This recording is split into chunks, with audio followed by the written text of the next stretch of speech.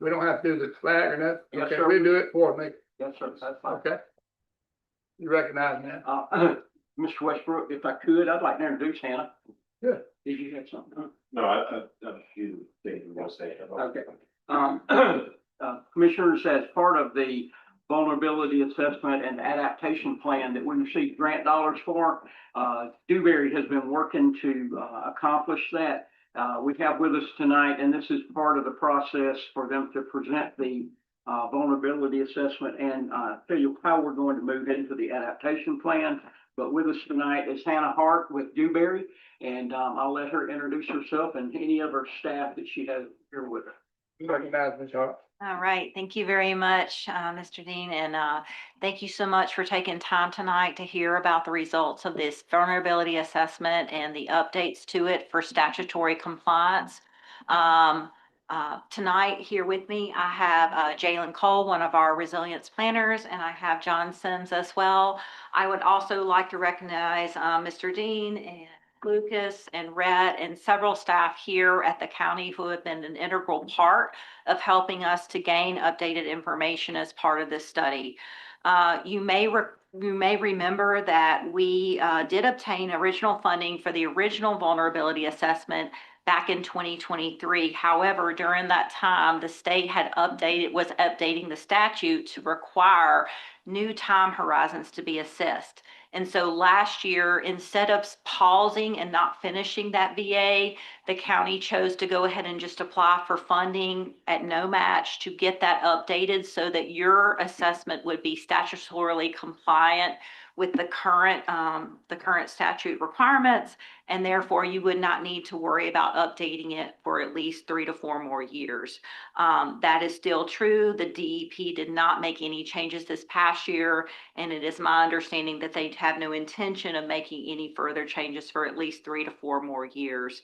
And so that is why we are updating the vulnerability assessment right now. On page 2 of the, next slide. On the second slide of this presentation, you can see that we are in that stage of completing the update to that vulnerability assessment. We are moving into adaptation strategies, as mentioned by Mr. Dean. And I'll share a little bit more about what we're already looking to do to apply for funding for projects here shortly in just a minute. But just a quick overview on the next slide shows the process. Again, I'm not going to take a lot of time to rehash this because I know we went through this last spring, but then just to show a visual overlay of the process, and we are in the process of finalizing that report and getting ready to move into adaptation planning. Would you pull your mic just a little bit closer to you? Yes, sir. Thank you. Some of us old fellas up here, we old about that, we can't hear. I'll just do this. Is that better? Thank you. Okay. Thank you. All right. That's great. Absolutely, no problem. So on slide 4, on the next slide, you may also remember that we created a watershed model. This is significant for a number of reasons. It will not only help to improve the accuracy of the flood analysis, but it exceeds the statute requirements and also provides a framework for future engineering projects so that engineers can use this model in the future to design and better inform flood mitigation projects using this model. And it is an open access model that is also used by the Army Corps for projects for flood mitigation. On slide 5, I want to turn your attention to the right side of the slide where we look at the buckets of categories of assets evaluated. And I want to note that one of the benefits of this updated study is that we did go out individually to every community that participated. We sat down with them in person and we assessed updated assets, and then we had survey crews go out in the field and not only survey those assets, but take FEMA compliant photographs.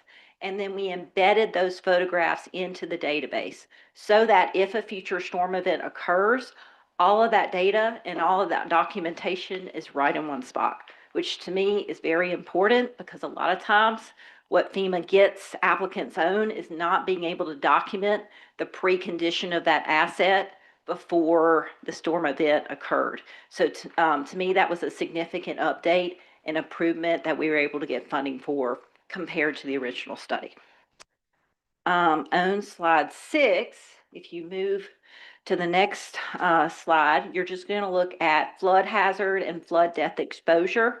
And what this essentially means is that for each asset assessed, we categorized how deep the flood scenario is based on the storm events. We assessed the 25-year storm event, the 100-year storm event, and the 500-year storm event per statutory compliance. On slide 7, once we looked at the flood depth, then the statute requires us to understand how sensitive each of those assets are compared to that flood depth. So for example, a water tower is not going to be extremely sensitive because of its height and the type of asset that it is, but something like a signal cabinet box or a generator that might be close to the ground, that's obviously going to be much more sensitive to flooding. And so that's where that sensitivity score comes in. More importantly, when we look at all those assets combined, and we have a map of this out for the public to kind of look over, we take a step back and we look at not only individual assets, but how those assets are connected and possibly dependent upon one another based on what we call systems. So for example, if an entire roadway network is showing high vulnerability in many locations, we think about how not only the individual assets might be impeded, but is there a backup plan? Is there an alternative mitigation route that people could use? And if not, we score that as well in the report. On slides 9, 10, 11, and 12, we just show examples of the results. And the more detailed that report that you have in front of you, as well as on the jump drive, there are over 200 maps and details about asset vulnerabilities for each of the participating communities, as well as the county managed assets. And so those those assets that were highlighted as most vulnerable are bucketed based on the requirements of the program into 4 categories. Those being shown on slide 9 as the categories are community and emergency assets. Slide 10 shows the sensitivity of natural, cultural, and historical assets. And so those are assets such as, you know, your natural parks, cemeteries, other types of conservation lands. On slide 11, you're looking at transportation assets. And in just a moment here, I'm going to share a little bit about applications for actual engineering projects that we're applying for. What we noticed throughout this study, a recurring theme, is that a number of transportation related assets are sensitive to flood vulnerability. And so we want to try to move forward and look at projects to mitigate those assets in that category. And last but certainly not least, on slide 12 are critical infrastructure assets. So these, for example, are airstrips to land emergency helicopters, for example, after a storm event, or a specific hospital system, a number of types of critical infrastructure assets that were also considered impaired or vulnerable during the different storm events assessed. On slide 11, we looked at focus areas. Now, these were not only focus areas for the county, but we went out again back into the communities. In each participating community, assessed and gave recommendations on where they individually wanted to show focus areas, so that when they apply for funding through the program for projects, they can highlight and go back to this report to document when and where and how they assessed their needs and where they would like to focus flood mitigation projects. So on the last slide, on slide 14, it's just a summary of where we're at. We are wrapping up the final report right now. This report has been sent to every community, and there ideally should be no surprises in it. So far, each community has not sent any edits, and I think that's just a testament to how many times we have touched base with those communities through this and really made sure that what their needs are and where their concerns are. We have documented that because, as you well know, when you apply for funding for projects, if it's not documented somewhere, it's hard to explain to the grantor what the need is. So we've really tried to do a good job for all of the participating communities, as well as separate a section out for the county-owned and managed assets so that your needs are documented separately, but holistically within this report. And as Jim mentioned, we are now moving into the adaptation planning portion of this grant. Within that adaptation plan, there is some funding tucked in for survey and initial design of a couple of flood mitigation projects. But I'm happy to report that as of yesterday, we have also worked with county staff, and county staff have started 2 applications for flood mitigation projects through the implementation grant funding bucket of this program. The legislature this year awarded $160 million for projects this year. That's an increase from what we saw last year. And the legislature further committed a 5-year funding commitment last year to continue this program for at least 5 more years. And furthermore, assigned money from the gaming compact for this program. And if you're tracking funds from the gaming compact, you know that it is producing a significant amount of revenue. So I look forward to providing support wherever we can on helping the county and Lucas to finish completion of those applications. They are due September 1st, and so I have no doubt that they will be successfully completed. One of the other really nice things about this program is for Jackson County, there is no match required even for design and construction. So it really is a significant program to move forward with flood mitigation projects. And with that, I will stop and answer any questions. Not sure I know enough to ask.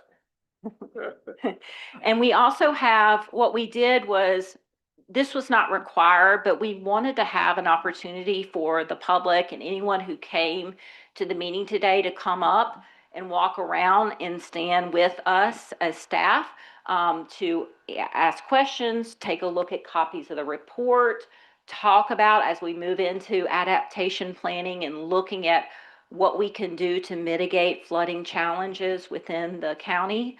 So we have some time set aside to do that, and we have staff here to help answer any questions. So, Dane? Mr. Westbrook, if I could. So the assessment is complete, and the implementation or the vulnerability process, y'all have already identified a couple of different projects within Jackson County, and there really is just a couple of different projects that could potentially score well enough to get funded. that is our goal. And so I will be very, it is a competitive grant program like all grant programs, but our goal is to put forward the most competitive projects.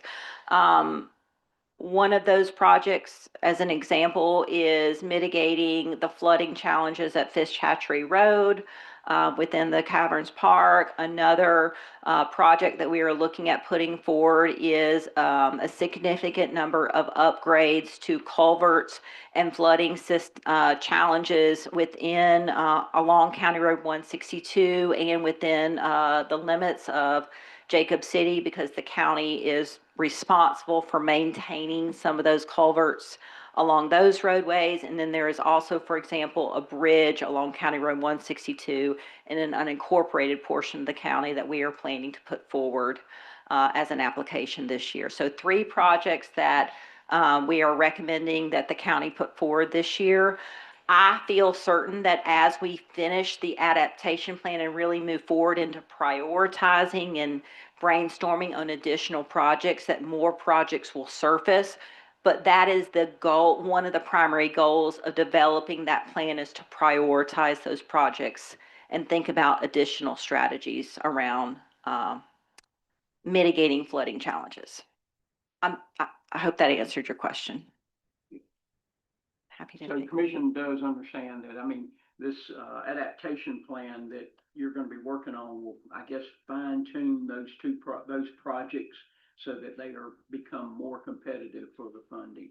And it is to address flooding. Yes, sir. And to identify additional projects that we can put forward as well, because we feel certain that while we have initially identified those, there could certainly be more based on the results of the study.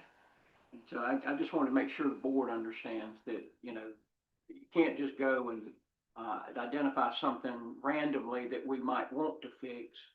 You've gone through a process to identify these areas that need to be addressed. Yes, sir. You, go ahead. Recognize. Tell us a little bit more about the bridge on 162. I know we've had problems there. So the report and the flood model revealed that bridge is vulnerable to flooding. And so one of the challenges that we have in front of us in pulling together this application is making sure we can try to find more evidence in the field and documenting that flooding from data available to us that's publicly available. So we intend to work to coordinate with FDOT, for example, because they, as you know, conduct the bridge inspections. One of the pieces of feedback we received today from the Department of Environmental Protection, the reviewers, was that we need to look for a way to improve the system and improve the bridge, not just replace it. And so we're actually going to take a trip out there tomorrow morning with our field gear and try to find stain lines, for example, try to find evidence to further document the need for improvement and possibly even look at opportunities to mitigate any fill that may have historically been placed in the floodplain to further get some volume in that area and improve that bridge right there. Did that answer your question? Yes, sir. So. Board has any other pleasure? Oh, have it. You mentioned 162, were you referring to the bridge on 162?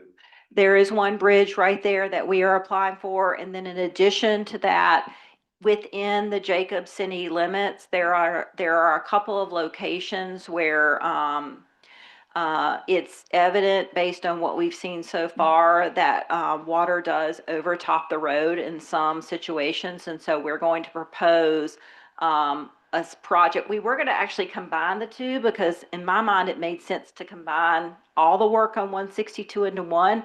But the feedback we actually received from DEP today was to separate that because they consider bridge improvement projects separate from culvert and roadway. So that was their feedback. So that's how we will apply.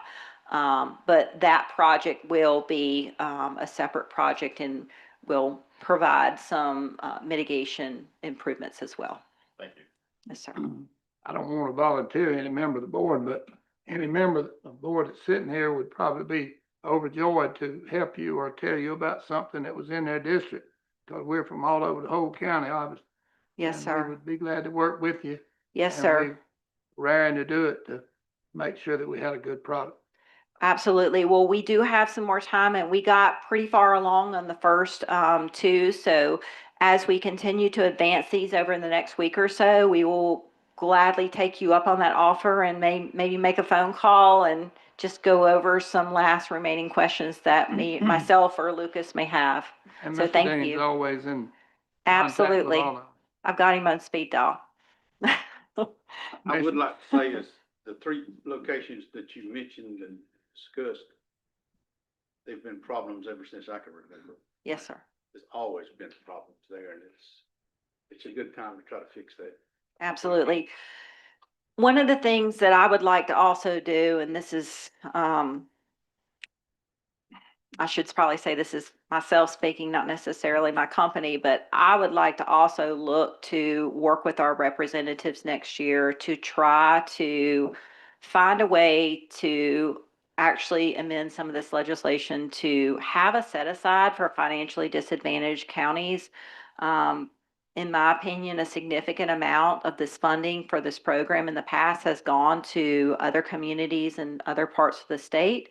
And so in the fall, we do intend to work with each of the rural communities and encourage them to talk with their representatives about trying to figure out a way to have just a small, maybe 10% set aside to ensure that rural and financially disadvantaged communities receive an equitable share of this funding in the future. So that's another passion that I kind of have for rural communities. I'm sure there'll be a lot of municipalities that would participate with you as well. Yes, There- sir. There's some that places them alone at, and areas, and I'm sure with both these commissioners to my right and the one to my left, Mhm. we would all be glad to participate with you any way we need to. And Mr. Dean's in touch with us all the time, so Yes, sir. he'll be available. And I've spoken with the Water Management District leadership about that initiative too, and they're in full support of it as well. Yes. So, You got good people at Water Management District this time. Very good. yes, sir.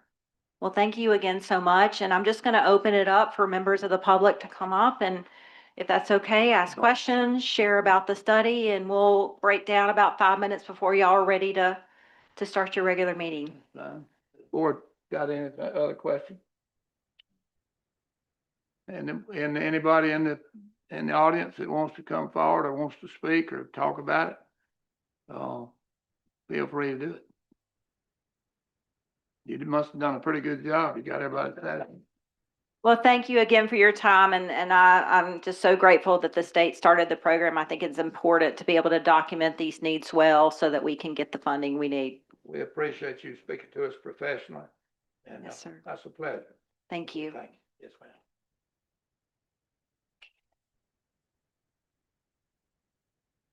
Anybody that wants to speak, you want to speak with them? Oh, No, sure. sir. As I understand, they're gonna give the opportunity to the board and the public to just view some of the, displays that they've got. Thank you. Answer questions.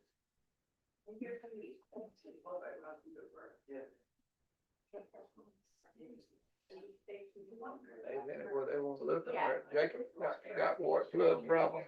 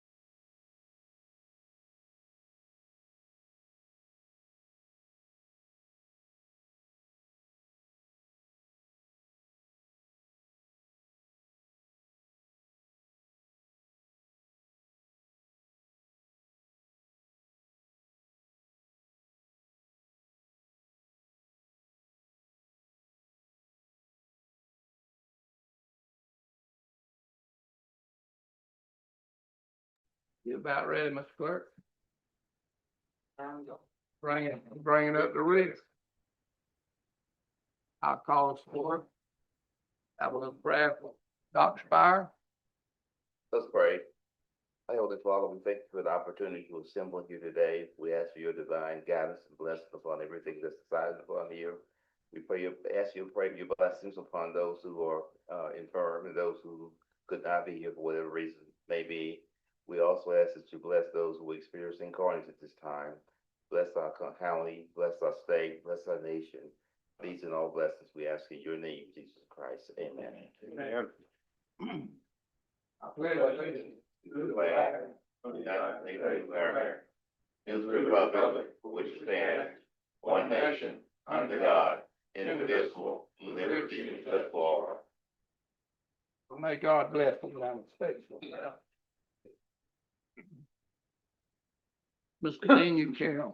Mr. Westbrook, I'd like to ask to add two additions, one modification and one addition. The first one would be item, under section 4, item 6. It's a agenda item to surplus several vehicles at the sheriff's department, and we're adding one additional vehicle, and I provided a copy of the email from the sheriff's department adding that vehicle. And then under section 4, add a number 16 to propose to set the first public hearing on the tentative millage rate and the proposed budget for September the 8th at 6 p.m. I may have got the cart before the horse, but I entertain a motion to okay the agenda. I'll offer a motion to approve the agenda with the modification and the addition as spelled out by Mr. Denton. Thank you. Got a motion and a second. Oh, you got one No, already? that's all right. We'll take two. Okay. And, to, approve the agenda, everybody raise your right hand. All opposed, same sign. All right, now then, I'm sorry. I messed that up, but anyway, we'll think about it while. Okay. Mr. Westbrook, the first item on the agenda under section 1 is presentation and discussion with L&K contractors. Mr. Chris Kirkland's here tonight to update the board on the Blue Springs Road Phase 1 sewer project. Chris? Good evening. You recognize? Thank Thank you. We had a good meeting, productive meeting earlier with Commissioner Westbrook, County Attorney, and Mr. Dean, Rhett, and the engineer Eric Worrell. So I believe we're getting into the final stages of it. We've got some check marks we've got to do to put the line in service. We're gonna try to have those done by the 11th of August, and then have us paved by, I believe, October 30th, I believe is what we repaved, and the final paving done by October 30th. So that's sort of where we're at. If you have any questions, I'll be glad to answer. Yes, sir, you recognize, Mr. Attorney? Yes, thank you, Board. So just a bit of clarification. I don't know your last name. Kirkland. Mr. Kirkland, as he spoke, administration and myself, we met, as he said earlier today. The August 11th date is really going to be our operative date. So where we're at is there is obviously a performance bond that's underneath this project. August 11th is going to be that date where, I said August 8th, August 11th is going to be that date where if we are not at substantial completion by that date, we will be looking to contact the surety and try and get resolution on trying to push forward with this project through the surety and their performance bond. The October 30th date is the date for final completion. In addition to that, we're going to request that the contractor provide us with daily updates.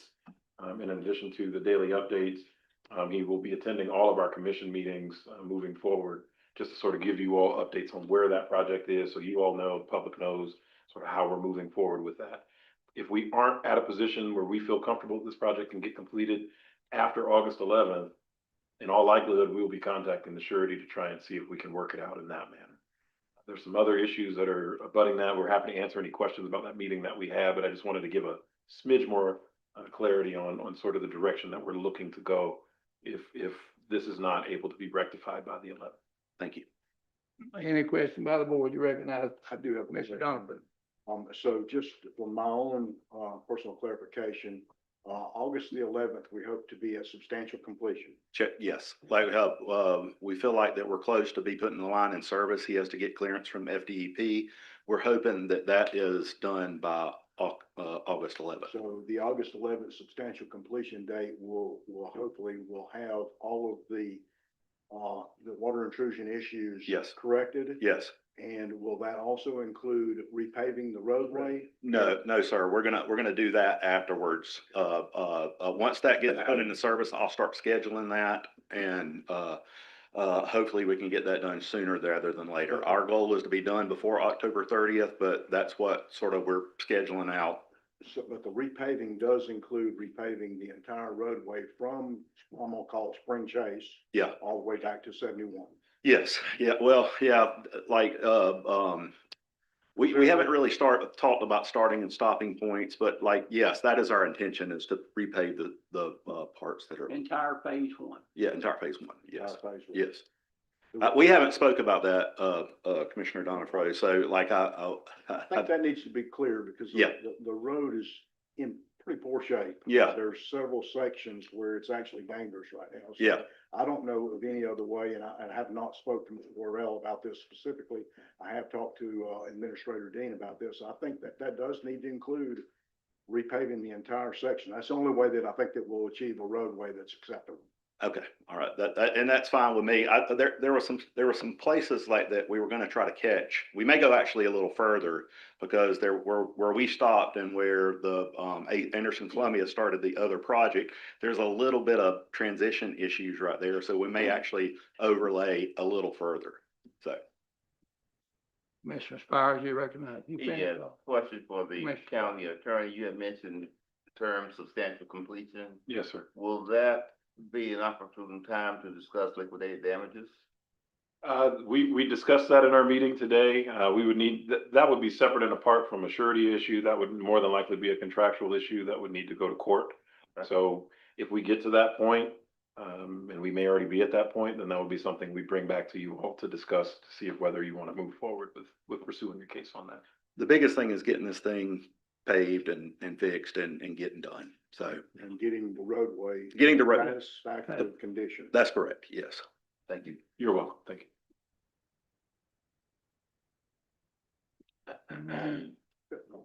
Mr. Dean, you have something to add? No? No, sir, I'm good. Okay. What's Thank the you. board's pleasure? Do we need a vote on that? No. We don't need, okay. We won't take it. Okay. Thank y'all for your time. Thank you. Okay. Yes, sir. Appreciate you coming. All right, go ahead, Mr. Dean. Moving on to the next item, Mr. Westbrook, is, the discussion on the rural development, rural summit that's coming up in November. We're trying to get an idea as to if any commissioners are looking at attending the rural summit, which will be, November the 15th through the 17th, or the 17th through the 19th, but, make you aware of it. It's important. All the rural areas of opportunity, along with the physically constrained counties, will be at that summit. They have a good program, and it is focused on rural Florida. So we wanted to bring that, I'll put it on the agenda to bring it to your attention. And if you're interested in attending, please contact Jennifer Collins. She'll be glad to help you with that registration.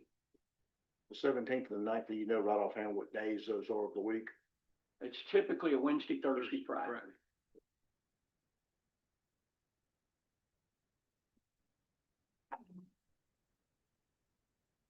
Board pleasure. Everybody's mighty quiet. Almost got spanked before you came in here. There's no action required, Mr. Westbrook. Yes. We don't need it. We don't need it. All right, move along. Okay, moving on to the next item, Mr. Westbrook, is, we're asking for board to approve resolution, pass resolution to allow us to sell the market building out at the Endeavor property. When we refer to the market building, if you're traveling Penn Avenue, the convention center will be on your left. And then there's the Governor Rick Scott Boulevard. Then the next, there's three buildings on that corner. The market building is the long building that, sits adjacent to the sheriff's office property. And we have the commission actually approved to sell that brick building, but we need a resolution in order to facilitate the final sale. I'll offer a What's the motion, board pleasure? I'll offer a motion to adopt the resolution and authorize you, Mr. Westbrook, as chairman to sign. Second. Got a motion and a second? Quick question. Yes, sir. That is the one behind the smokestack building? It's, adjacent to the one behind the smokestack building is the carpentry building. The, market building is the one that's further towards the sheriff's department. You can call that west, that's what I would say, it's Right. west of the smokestack building. And I believe there's a, at the end of the last page on that agenda item, it shows it, an area of that building. That's on page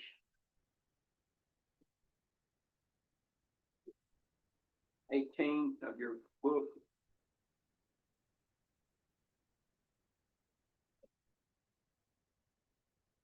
Building farthest away, out of that corner, farthest away from the convention center. Okay. Okay. Anything else? No other questions?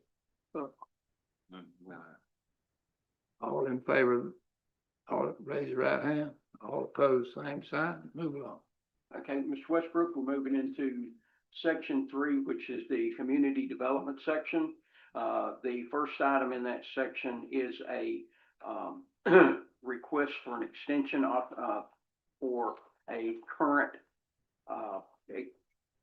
well, let me back up. Mr. Caleb Riley is here tonight, and Mr. Riley, I think you wanted to speak. Come forward.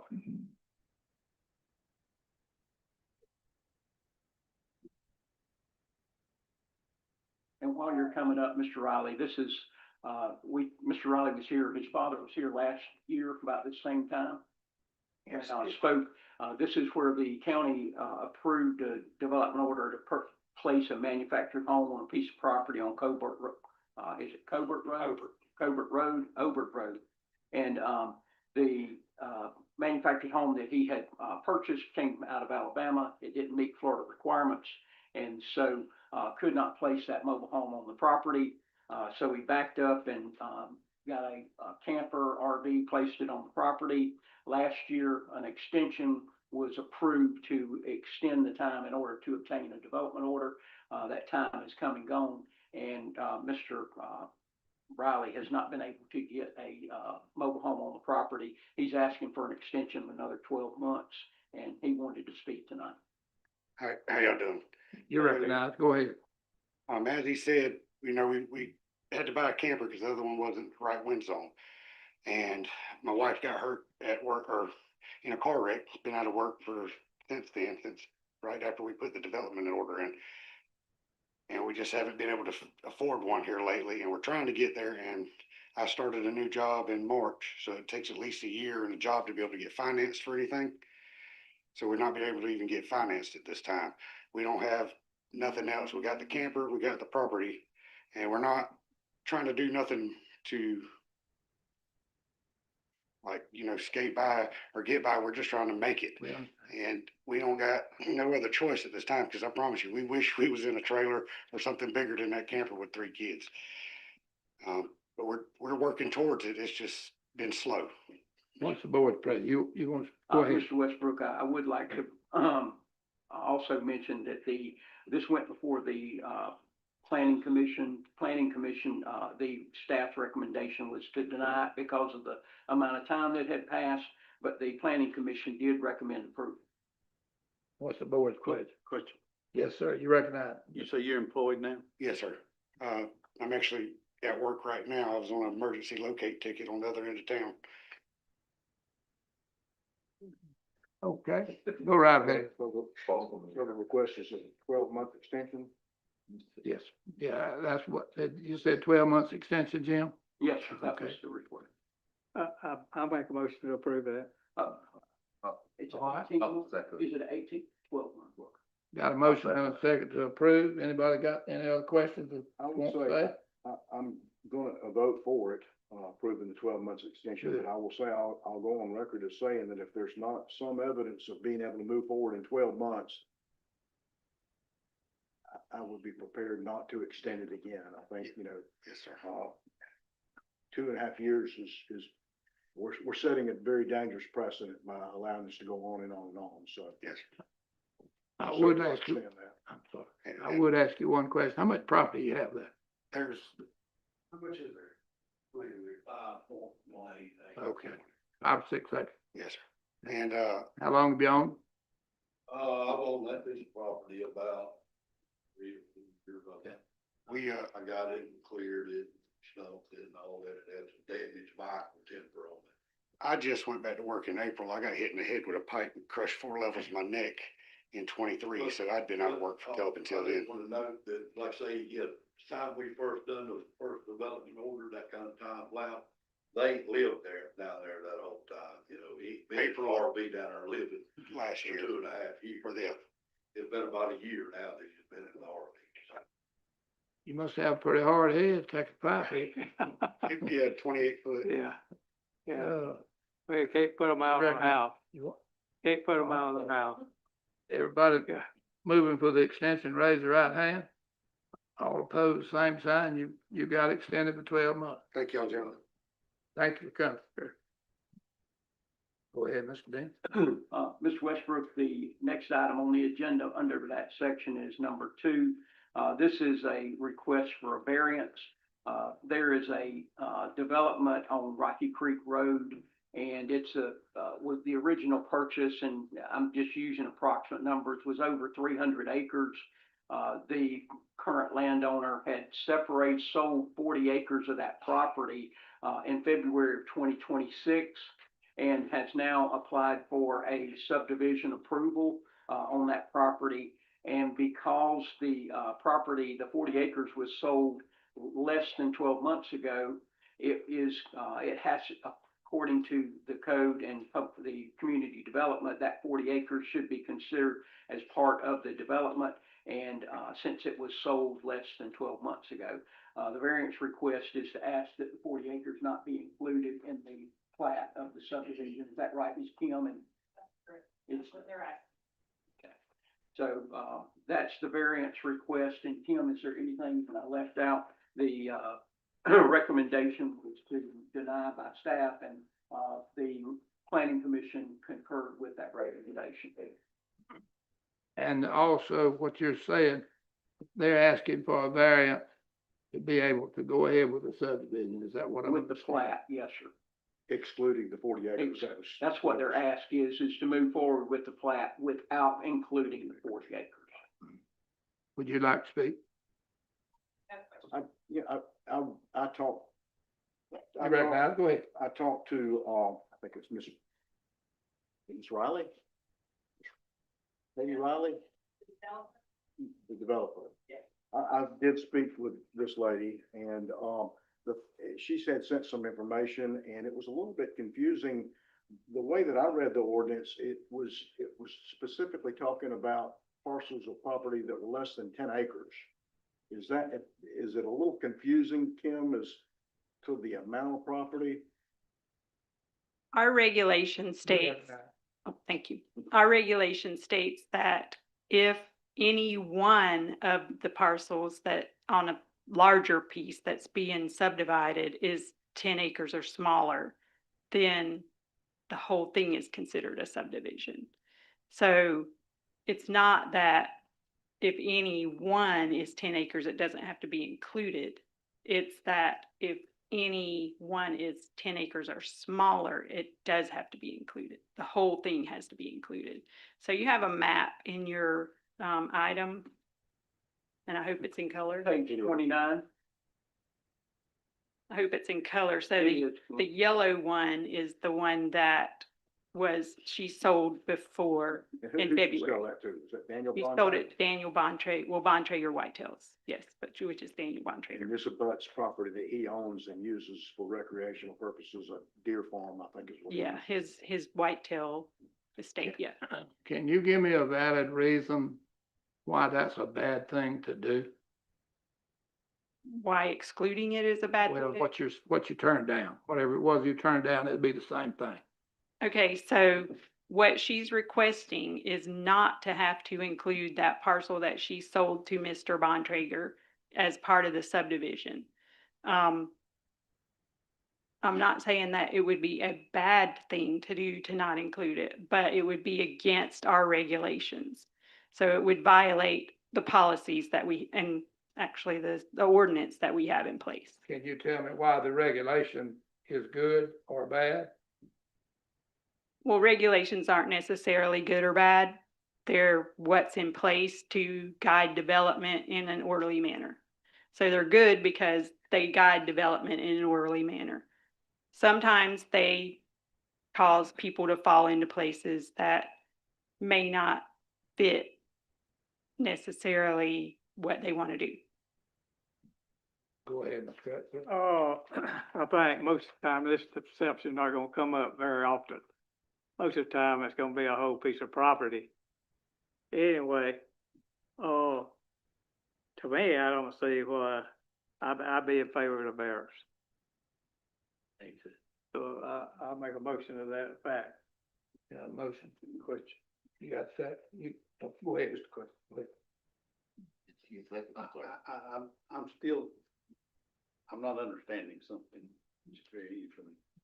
But what does the 40 acres got to do with the rest of it? It's part of the original larger piece of property. So So if you don't give the variance, what happens to the 40 acres? I mean, he could still have the 40 acres, but it would just He's done become all. part of As I the subdivision. I understand. mean, it wouldn't create anything for him except that piece would be also part of the subdivision. Well, what does that do? What do you? What does that do for him, her, or whomever? Well, it doesn't do anything for either one of them. It just abides by the regulations that we have in place. You got, you, And it's a, you want, also, go ahead. let me ask this, it's also a timing issue. If she was bringing this, she sold the piece of property in 6 February. months from now. So if she brought this in March, it would be a moot issue. Because it Next. would have been past the 12 months. Next March, Next March. 27th, March yeah. of 2027. So it's kind of a timing issue as well. yes, So in other words, in March, it would be a non-issue. right. But she didn't do that. I got a, you finished on, got a motion and a second on my right here. All in favor signify for What's the motion? letting the man do it, signify by raising your right hand. All opposed, same sign. Thank you. Let's put the end of that. All right, so Mr. go ahead. Westbrook, the next item under that section is item number 3. It is a request to set a public hearing August the 11th for a development order for the Spanish Trail Lumber Company. Offer a motion to set a public hearing for August the 11th. Second. You got a motion and a second, set a public hearing on August 11th. What time did you want to start that? 9 o'clock in the morning. Not earlier. That's on the next morning meeting. Yes. Next morning meeting. All in favor of that, raise your right hand. All opposed, same sign, move along. Mr. Westbrook, the next section, section number 4, the first item is the consent agenda, pay the bills and board approval of the meeting minutes. Okay. What's the board's pleasure? I've looked at the consent agenda. I'll offer a motion to approve it as Thank you. submitted. Thank you. Second. 2 seconds. I got a motion in 2 seconds. That's fine. All in favor, raise your right hand. All opposed, same sign, move along. Okay, Ms. Westbrook, moving right along to the Thank next you. agenda item is, that time of the year, it's time for the board, to appoint 2 commissioners to serve on the Value Adjustment Board. And Mr. Rook is here tonight if, you need any additional information, but, Mr. Rooks, is that something that the chair appoints, or how does? Normally, they just kind of divide them up amongst themselves and then vote on it. Who's serving on the president, or who served on it last time? Done it, Brian. I'm one of them.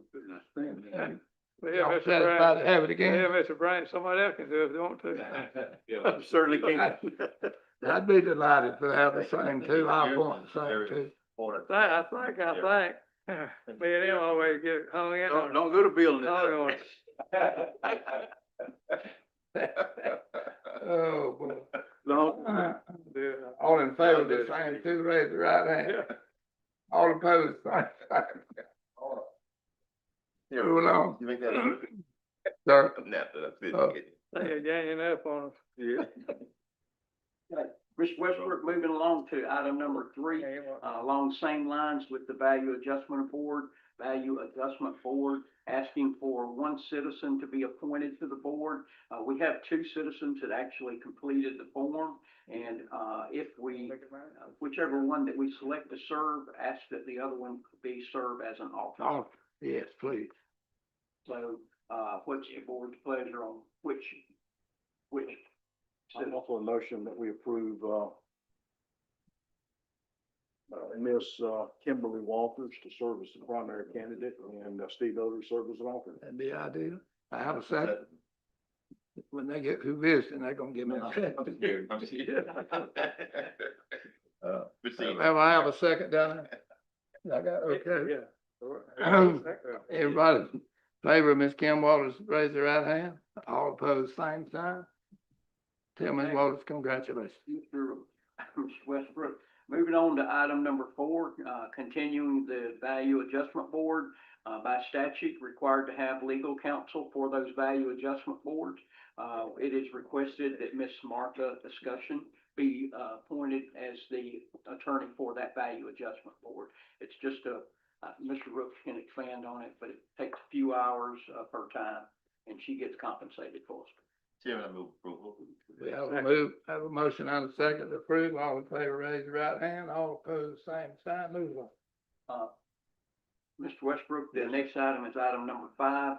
At the last meeting, the workshop, we had a discussion about allowing the chair to go ahead and sign the law enforcement salary assistance for the sheriff's department. Because of the turnaround time, the board agreed to let the chair sign it, and it would be ratified at this meeting. So we're asking the board to ratify the law enforcement salary assistant grant that Mr. Westbrook has signed. All in favor, raise your right hand. All opposed, same sign. And let me remind everybody that when we approve that, not only do they get a raise from state, but the state does not pay us all that back money that we have to send in every year. So that adds a lot to that, and that's an unfunded mandate.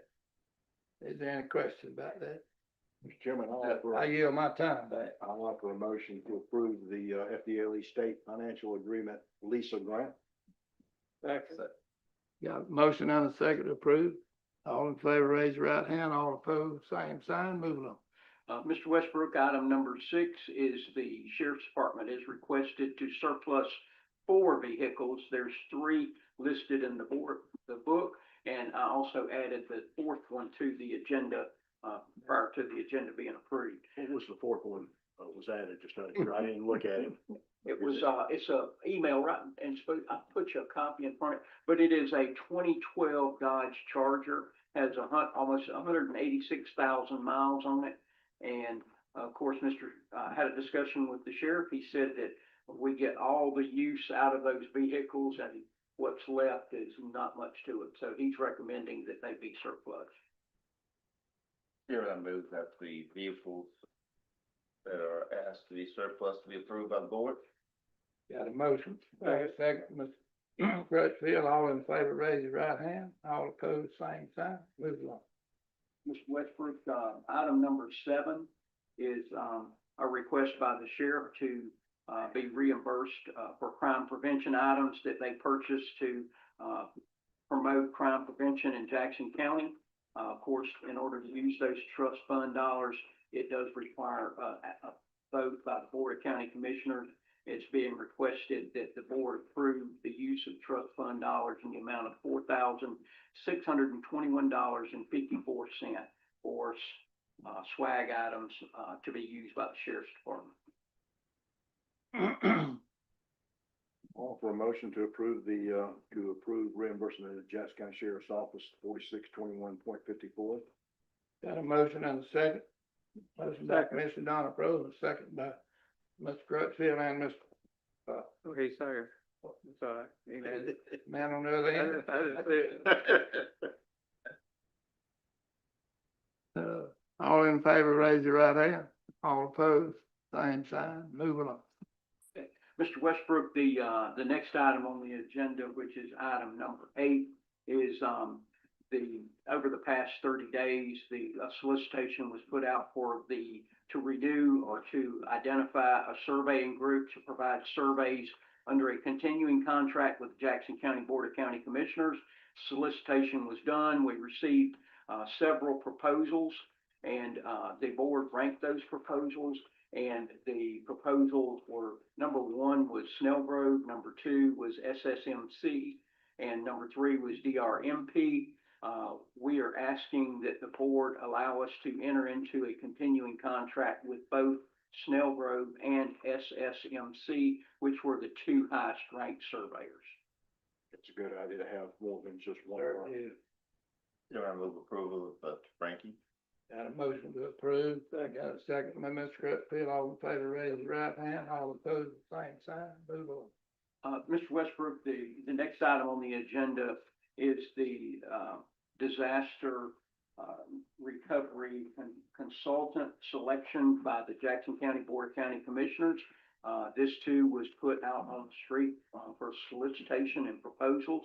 We received a number of, proposals, and Tyler Schaefer is here to, let us know how the board ranked them, and who the number 1. Mr. Schaefer, you recognize. All right, so we had 6, going from first place, David Melvin, DHM, and then number 2 is going to be Wheeler Emergency Management. Number 3 will be DRMP, and then tied for 4th is Thomas Howell Ferguson and Garner Environmental Services, with Lamont Consulting as the last one. Thank you. Thank you. Board, have any questions? Are we looking to entering into a contract with just a top rank firm? Commissioner Westbrook and Mr. Donfro, I did place the score sheet in front of you to look at, but the recommendation is to identify one to negotiate a contract with, which would be the highest rank or whoever the board recommends that we work with. And DHM is partnered with, what's the, name of the firm that they partnered with? I see it. Thank you. I offer a motion that we authorize staff to enter into contract negotiations with DHM for the disaster recovery as a disaster recovery consultant.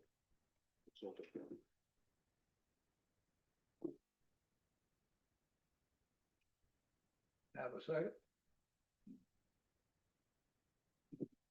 I'm gonna have to recuse myself. I have a relative that's I understand.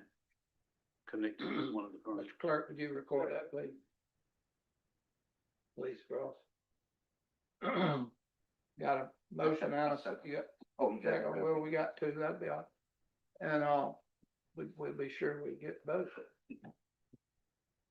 All in favor, signify by raising the right hand. All opposed, same sign. Move along.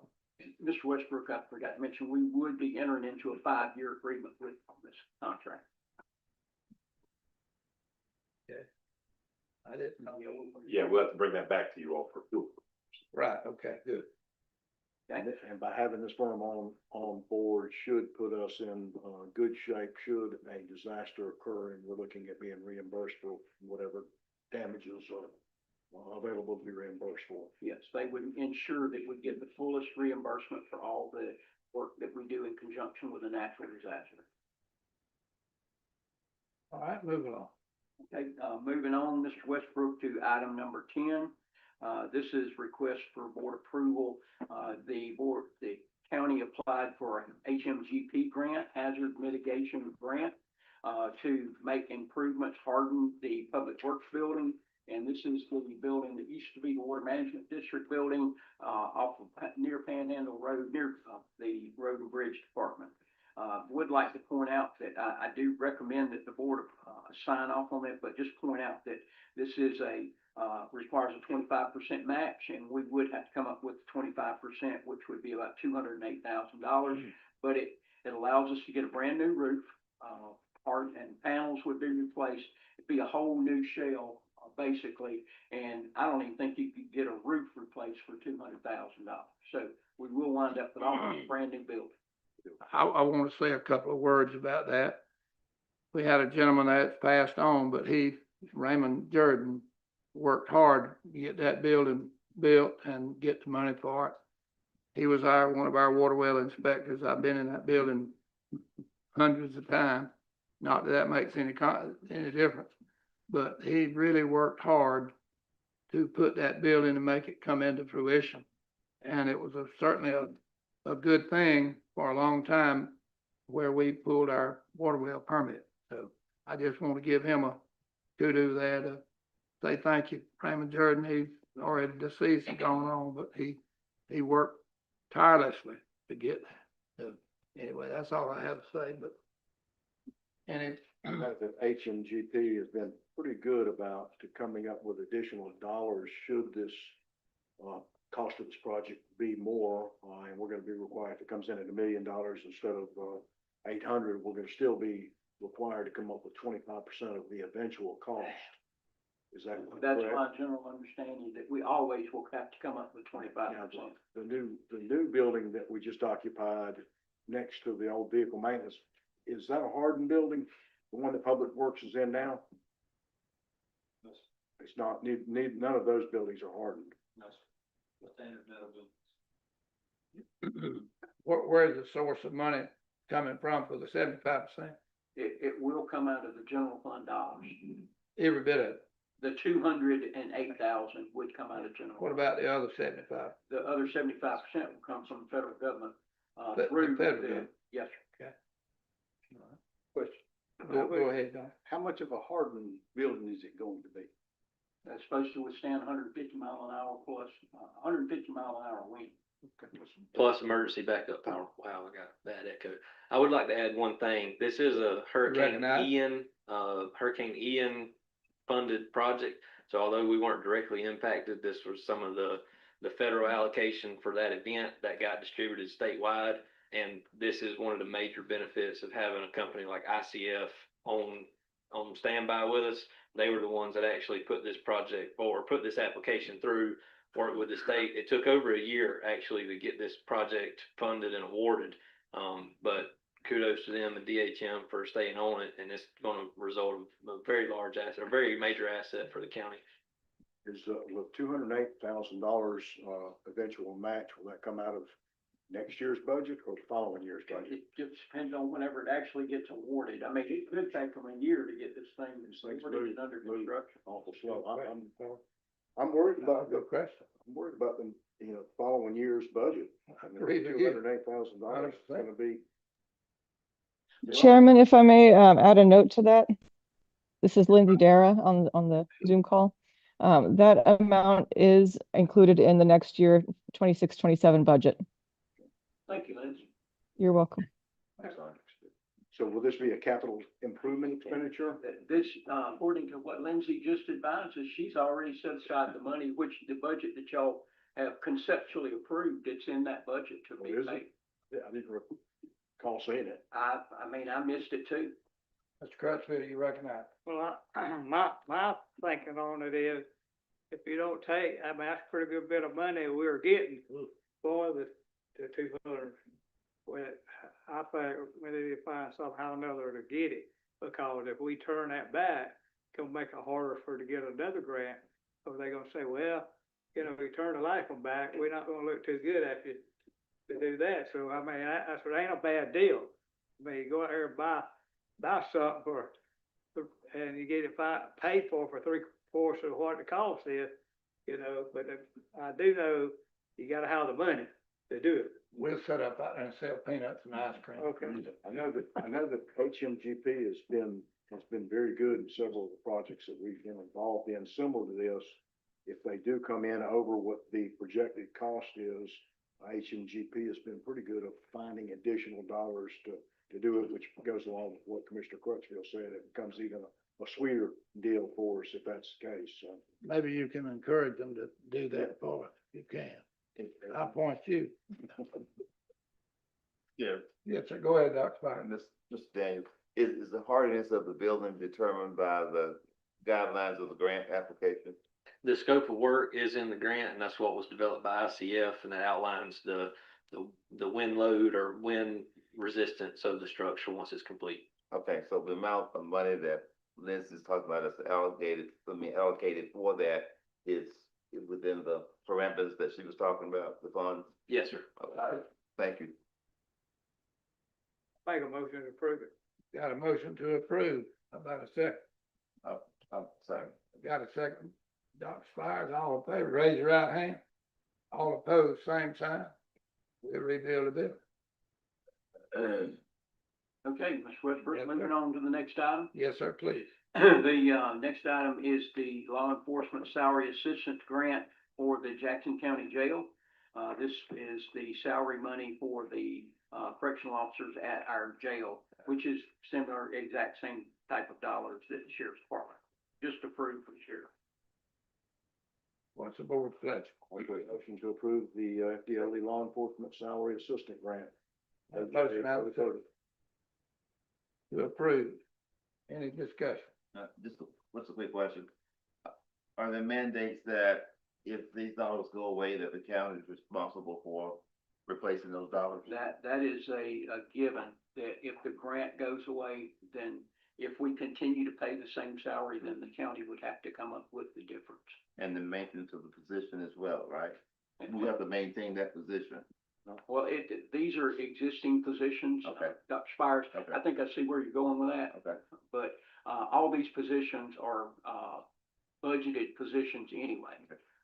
I wouldn't want us to add 10 positions and then the money goes away Right. and we have no way of sustaining those positions Just without hardships. Yes, That's what I'm saying. Just to be clear, to make sure I understand what, I think I understand, these are not creating any new positions. No. These are just increasing salaries of existing positions. Subsidizes the salary for existing positions. Okay. All in favor, raise your right hand. All opposed, same sign. Well, let me ask a question. You got it? While we're talking about the jail, Sure. where are we with the jail HVAC replacement and re-roofing project? We've not talked about that. Just recently, the final completion documents were provided, and it is finished. It's 100% finished. Now that, we just, roofed that just a year or two ago, right? Well, it's just now being completed. Yeah, it's been going on for a couple of years, Oh, okay.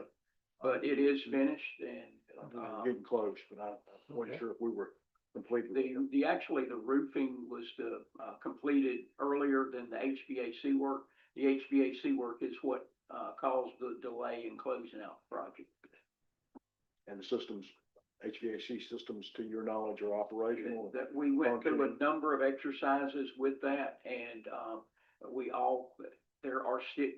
still have a warranty, and there is right now today, there's a warranty item that is being repaired, which is the circuit board on one of the units. So, but the job was determined 100% complete. Thank you. All right, move along. Next item, Mr. Westbrook, item number 12 is requesting board approval of a contract and resolution for the sale of the Jackson Academy building. This is another Endeavor property. If you're traveling Penn Avenue going out to the interstate, on the right side of the road, and there is a picture on page 202 of the Jackson Academy building. It would be on the right, on top of the hill, and our realtor has found a buyer has found our realtor and has made a proposal, which is 85% of the listing price. And we looked at it and determined that we believe that it's in the best interest of the county to go ahead and sell that building, and we're recommending approval. And that You wanna includes, come forward now? does that include another building as well? Or is it just one? There is a maintenance building back behind the Behind school, it, if you okay. see it in that picture, Mr. All right. Doctor. So yes, it is. And that small Is that building, a comparable price for the building? yes, I think so, based on what Jim and I discussed. We had a previous offer, but that was withdrawn. They didn't have their financing in a row. But the Like he's saying, that warehouse building is included, and then the smaller structure you see is really dilapidated. It really doesn't have much value, if any. The larger of the two buildings behind it is, had a roof put on it not that long ago.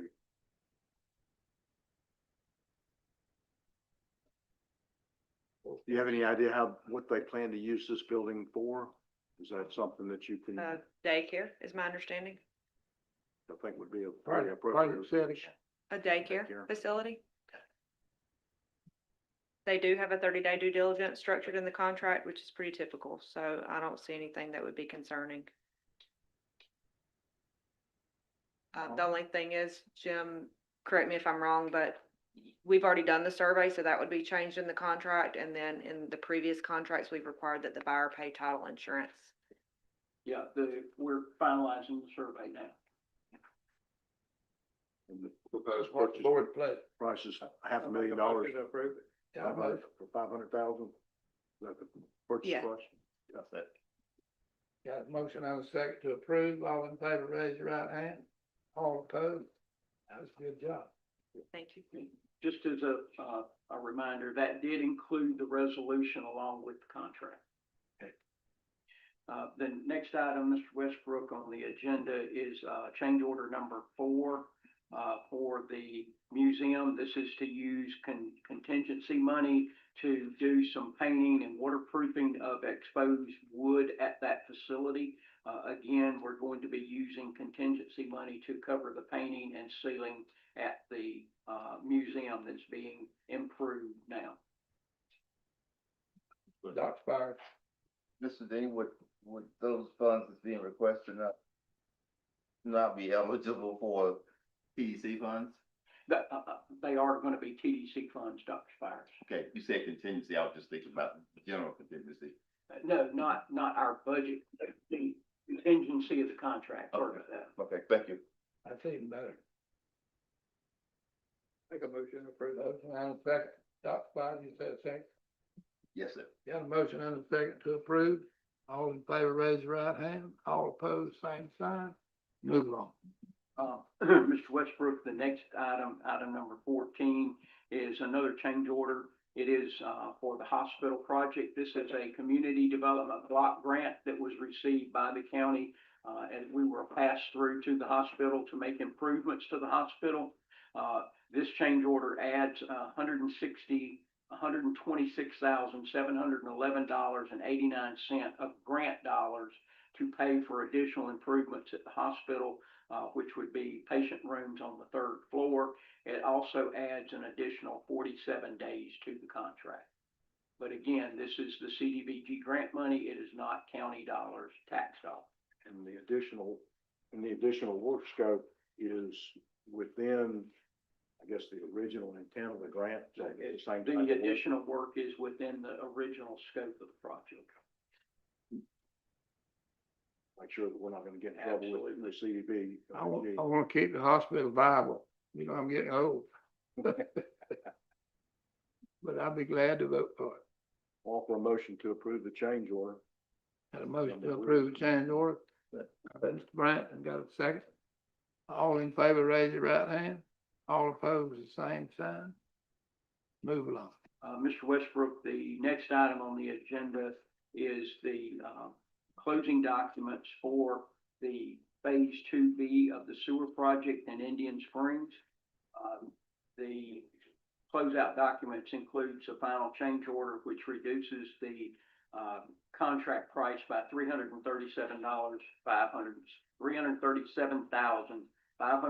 $337,596.75. It also adds 229 days to the contract. But again, this is closeout final change order for that project 2B. All right, what the board's pleasure? So this is, we're basically accepting the project as being complete and also approving a change order number. We're approving, pay application number 5 and a change order. Which change order number Number is it? 5, Number 5 as well. yes, sir. I'll offer a motion to approve, the project is being closed out and, pay application number 5 and change order number 5. Is that correct? Yes. Is that correct? Yes, sir. Okay. Got a motion and a second to approve. All in favor, raise your right hand. All opposed, same sign. Moving on. I guess I should ask this question beforehand, but as far as we're concerned, the work that's been completed, if your our engineer, Rhett and Jeffrey and Jim, y'all are all satisfied with the work as it's been completed? Yes. Ready to move next item, last item that we have is item 16, which was added. That's what I'm looking for. As, Mr. Westbrook, we're asking the board to set the first public hearing for the tentative millage rate and the proposed budget for September the 8th, 2026 at 6 p.m., which I believe that's going to be one of our regularly scheduled meetings. So That's when we need to vote to approve or disapprove it. that will be the first public hearing. There'll be a second public hearing. This is just to adopt the tentative millage rate and the proposed budget. And remember, I think you're gonna, set proposed tentative millage rate tonight. and set. Then set the public hearing. So set the tentative millage rate tonight at the same millage rate that we had last year, 7.945. And then have a set public hearing for, the tentative millage rate and the first, proposed budget. And we can't change it after tonight when we vote. Is that correct? Can't go Mr. down, Attorney? but can't go up. You can go up, you just, No, you can't go up. Can't go. you gotta send out a rescind the trim notice, so that costs you a ton of money, so. You don't wanna go back up, so you wanna set it higher in case you. I wanna don't, go I back don't even want to move it, up. Right, so, but. anyway. So, again, we're asking to set tentative millage rate, set the first public hearing for the tentative millage rate and the proposed budget. All right, Board, y'all heard what all that was said. What's your pleasure? We'll offer a motion to set the tentative millage rate at 7.945 mills. And also set the public hearing for what was the date? September the 8th. September the 8th at 7.945, and set the first budget public hearing for September the 8th at 6 o'clock p.m. All the numbers to remember. Do you have a second? Any other discussion? Go right Do you ahead, have a second? sir. Do you have a second already? No, sir. I'll second that. Okay. Go ahead, Mr. Brent. No. Got a motion and a second to approve the millage rate. All in favor, raise your right hand, and I'm gonna hold my nose and vote too. It carries, move on. Mr. Westbrook, that's all I have. Praise the Lord. We have several people that have signed up to speak, to the board tonight. Before we get to the public comment, can I bring up an issue? Yes, sir. You certainly Mr. can. Rick, Recognize. I had a call and I haven't had a chance to talk to you from a lady by the name of Tracy Spates. She lives on Blue Springs Road, adjacent to the property that we have as part of Blue Springs recreational area, but on the north side of Blue I Springs know Road. very well. And she's concerned about some trees that may be right on the property line. Can you take a look at those and see if that's something that needs some attention? Thank you. You need an address? I know. Thank you. She'll be calling you every time she gets a chance. Cause she called me. Oh, did you? But anyway, that's all right. That's why she's here. That's why we're here. That's right. Any other thing the board might want to bring up? We brought up enough when we dealt with that millage rate. But anyway, I'll entertain it. Just anything you want to say. Mr. Attorney, you got anything for us? no, sir. All right.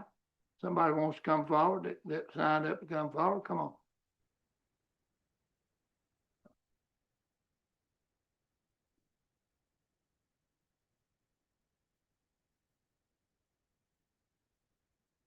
Thank you for coming, Ms. Jones. You're recognized.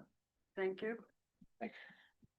When I was here the last time before we did the ordinance spanning AI, I told him what I was saying, that We didn't part ban- of the we didn't ban- problem, We didn't ban AI. We banned the data data. centers, AI data centers. I told you that the water and the energy, as though it was a problem, was not the major problem. The major problem is surveillance. That was what they were all about. As a result of that, I started looking around the county and I began to see a lot of flock cameras, which are also surveillance. And what has happened over the last couple of weeks, I have been reading that there is a tremendous amount of erroneous information coming from these cameras where people are getting tickets for things that they have not done. The public safety feature is always front and center, and that's why we are told that we need these cameras. However, these cameras do a lot more than license plate gathering. They are actually able to see inside the car, and they are on a rotator so that they can go, they're not stagnant like the other cameras. So we essentially are being watched 24/7. Once you are in view of those cameras, and that is without our permission. My question has not changed, and that is, who owns the data? Where is the data stored? Why is it being stored? And what is the breakdown of the ticket? What happens to the money that comes in from the ticket? Are we leasing the cameras? Are we own the cameras? Do we pay a maintenance fee on them? Do we pay a subscription fee? Who is making money off of my data without my permission? And how did the cameras get here without the public knowing? I would really like to see an ordinance now banning flock cameras or any other camera that does the same thing.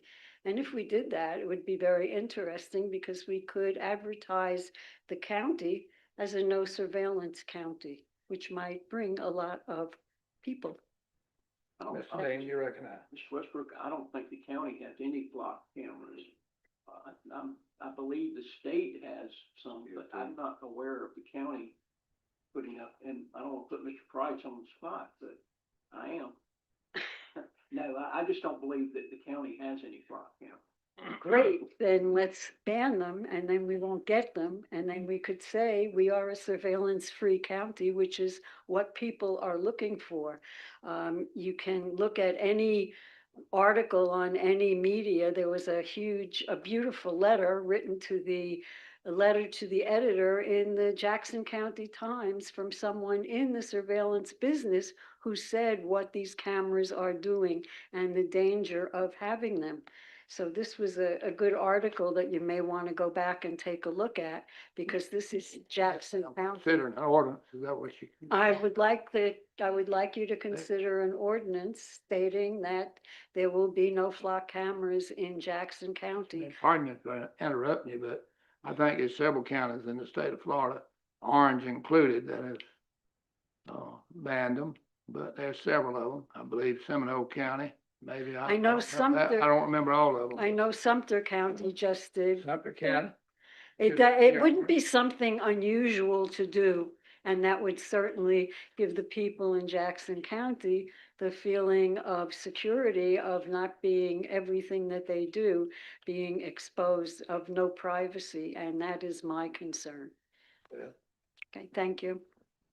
Any other questions? I would be very much interested to see.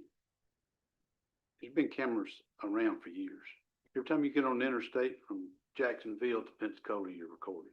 There's cameras every inch of it. You got doorbell cameras. I don't know of any camera that can see inside your car. Now, if you've got open windows, they may see the one sitting on the outside, but I don't think there is. You got to show me a camera that can see inside your car what you're doing. I will be happy to send you some of the articles that I have been reading that say that and show it. I would love to see it. And maybe the gentleman. I have to see it. Okay, maybe the gentleman that was from the IT industry that was in surveillance might be willing to, his name was Dave Roman, I believe. Maybe he'd be willing to come and speak and explain to you and perhaps even show you. These cameras are a little bit different than the ones that are on the interstate or the camera that is, if I personally choose to put one, it's my permission. But if somebody else is doing it and collecting my information without my permission, without a warrant, without my knowledge, and then turning around and making money off of it, I don't think that's quite right. I think that's a Fourth Amendment violation. I don't think you're going to have anybody writing tickets, as you said earlier, You'd have to ask the sheriff. from that camera. That you'd have to ask the sheriff. Because I know in the past, that information goes out to wherever. And those were when they started the red light cameras. Well, it got down to where they couldn't issue traffic citations. You have to be a certified Florida law enforcement officer to issue one of those. So that information had to be sent back to wherever it came from. A certified officer had to review it and decide if there was a violation or not. Then he could write a ticket. But the companies can't write tickets. No, They have I don't. jurisdiction to No, write tickets. I agree with you. It would go through the sheriff, but it's still, who is your accuser? Who are you able to face? Who are you able to talk to? I was reading an article, one gentleman in Pensacola got a ticket for something that was done in Pensacola when he was in Alabama. Well, So how does that happen? I mean, there got are, violations last month in Tampa that I hadn't been in Tampa in 10 years. okay, this is what we're You talking know, but it about. had nothing to do, it was a scam. Well, It was a scam. I can't answer, I can't And answer that for may be that. what some people are talking about. I can send you some articles. I will be happy to do that. And maybe Mr. Roman will be happy to come and maybe we can get some other people who have had more experience on the surveillance IT side than I have. I'm just on the other side of reporting. I see where tag information can be relayed. And most of it that I've ever seen is accurate. But somebody's going to show me Okay, that, or convince me.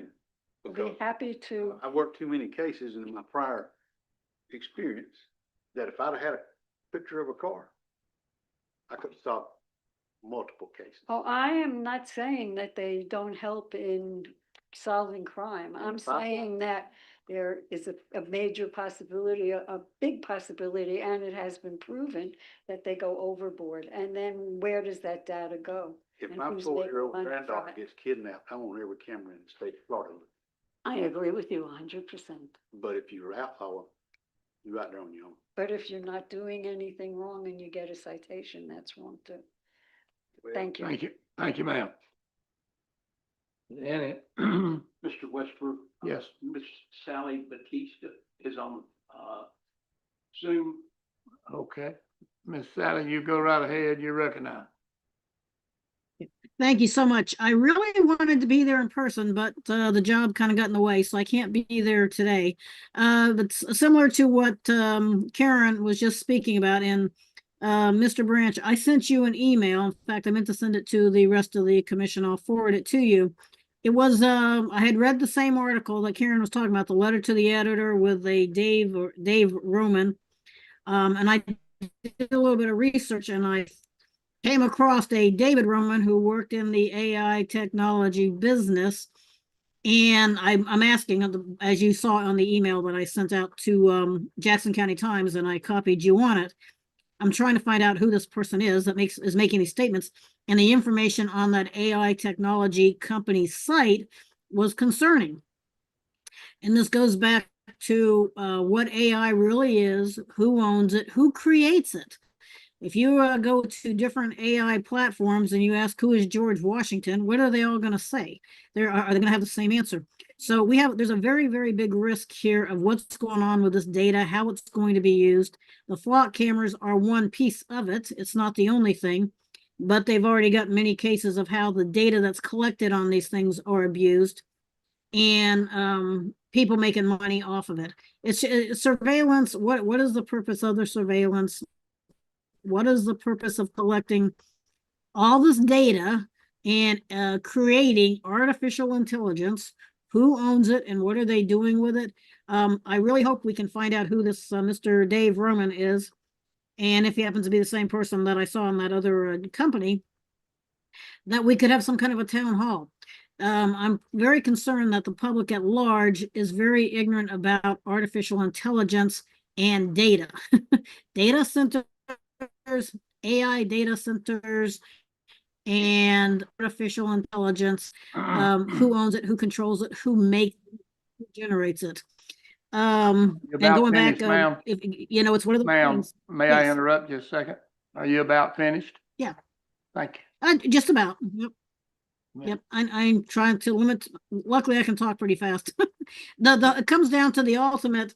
You give up a good old thing about give up your liberty for security, and you will have neither. We need to be very careful of what's being done with this data. Who's capturing it and manufacturing it and playing games with it? And the flock cameras are definitely a part of it. I think we definitely need to investigate more on what's going on with this stuff and, you know, protect our rights. I don't feel like surrendering my rights to flock cameras and people who just want to make money and also cause trouble. And I'll leave it there for now, unless you have any questions for me, but that's really my point Thank you. for tonight. Thank you. I'm sorry I couldn't be there in person. Mhm. Well, I'll give you about 6, 7 Maybe minutes. ask AI, what's the longest river in the country?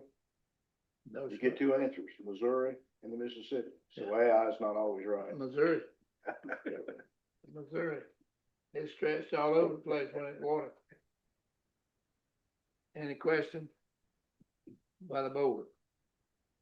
The board takes a little bit of priority, the counselor and the administrator and the clerk.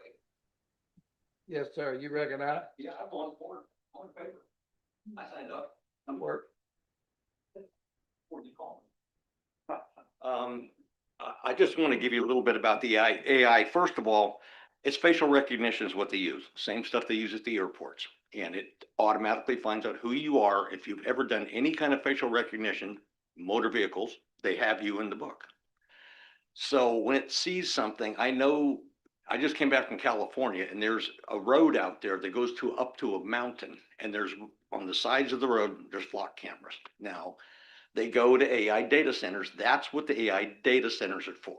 That's what they use them for. It's for information. It's for tracking and for tracing. It's the same thing in China. If you look into what China does, there's millions of them in there, and that's what they do. I have some people that I know that actually have gotten tickets in the mail. Now, the last time I looked, if you got a ticket, you got it from somebody who saw you. You're able to face your accuser. You're going to face the camera. How do you do that? You're accused by a camera that tells you you did this. Okay, so what if I wasn't in the car? Some people were not even in state when this stuff has happened. But this is what they're starting to do right now. And law enforcement used to be, when you did a surveillance on something, somebody sat there in the car. You probably remember that. You sat there and you waited until they finally found somebody, instead of putting a camera out there and hoping you're going to catch somebody that comes by, or you find somebody else. I'll give you another example. A friend of mine owns a jewelry store in North Georgia. He was following one of his employees out when he left. They have cameras all along the strip where their store is. He got behind this guy, wasn't 2 minutes before they pulled out, and this guy got pulled over because they saw his license plate had expired that day. He got pulled over. So this stuff, it's an infringement on our rights. It's a Fourth Amendment. It is. And if we don't start respecting that, we're in trouble. We really are. So we got to go backwards, not, supposedly forwards into the Jetson age, where there's cameras and you're flying around. It's really time that we really have to look at this stuff. And the other counties that are making ordinance to ban them, it's the right thing. You did the right thing doing the data centers. You need to do the right thing with flock. And it's not just flock. There's a whole bunch of other ones too. They're just the most prevalent. There's one on Bryant and Bass Road right there in the corner. They're looking at me, I guess. Yes, and that's unincorporated, so I would assume DOT owns that, but see, they don't own them. You rent them. Block owns all the cameras. You don't own them. And they operate them and they do what they want to do with them. They get the information. Who gives them the right to put them up on the right of way? Well, see, that's the whole thing, is who. I've been trying to find that and I can't find out the information. So if it's in unincorporated Jackson County, How come you guys don't know about it? I'm not saying that you should know everything that happens here, but they need to tell people when they're doing this stuff. You know, it has to be some kind of warning. We need to be able to do it. Must be the Department of Justice letting them do it. They do everything, they do that. I guess, yeah. But again, that's the overreach that we don't need anymore. We got enough of it. So, thank you. Yes, sir, thank you. Anybody else? Commissioner Branch moves we ride.